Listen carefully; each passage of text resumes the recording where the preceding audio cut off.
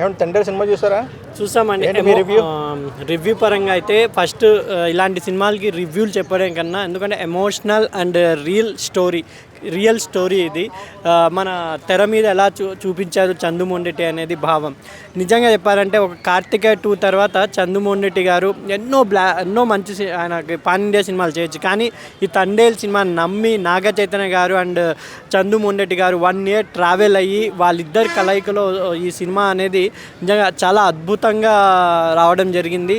మీకు నిజంగా emotional ride అండి సినిమా చూస్తూ ఆదంతం మీకు చాలా ఎమోషనల్గా మీకు ఎవరైనా నిజమైన లవ్ స్టోరీ ఉంటే బాగా కనెక్ట్ అవుతారు. ఎందుకంటే 21 మందితో పాకిస్తాన్లో దొరికిపోయిన ఒక అతని కోసం ఒక అమ్మాయి ఎదురుచూపు అనేది నిజంగా ఇప్పుడు ఈ జనరేషన్లో 2 రోజులు నువ్వు కనపడకపోతేనే వేరే బాయ్ ఫ్రెండ్కి వెళ్తున్నారు అమ్మాయిలు. అలాంటి జనరేషన్లో ఉన్న మనం ఈ తండేల్ లాంటి సినిమాలు చాలా ఇన్స్పైర్ చేస్తాయి.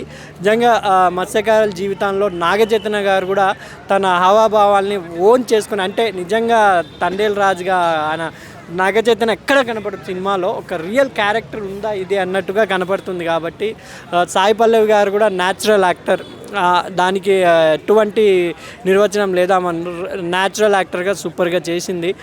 ఇంకా బ్యాక్గ్రౌండ్ మ్యూజిక్ అయితే దేవిశ్రీ ప్రసాద్ గారు బ్యాక్గ్రౌండ్ మ్యూజిక్ ఈ లవ్ స్టోరీలకి బ్యాక్గ్రౌండ్ మ్యూజిక్ అంటే ఆయన నిజంగా యాప్ట్ మ్యూజిక్ డైరెక్టర్ అండి. చాలా బాగా ఎమోషనల్. మనం ఇప్పుడు ఒక సినిమాకి మనం కనెక్ట్ అయ్యాము అంటే దానికి మ్యూజిక్ ఎంతో ఇంపార్టెంట్ ఉంటుంది. అలాంటి బ్యాక్గ్రౌండ్ మ్యూజిక్ అద్భుతంగా ఇచ్చారు.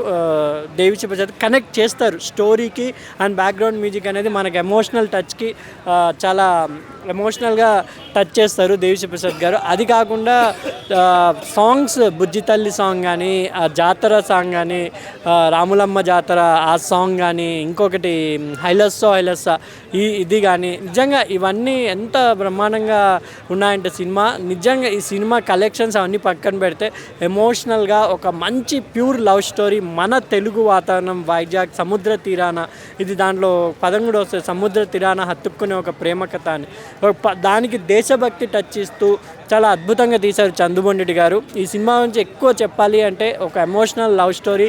ఈ February 14కి కరెక్ట్ యాప్ట్ పిక్చర్. మీ లవర్స్ ఉంటే లవర్స్తో వెళ్ళండి, వైఫ్తో ఉంటే వైఫ్తో వెళ్ళండి. నిజంగా ఒక ఎమోషనల్ రైడ్ జర్నీ ఈ సినిమా అండి.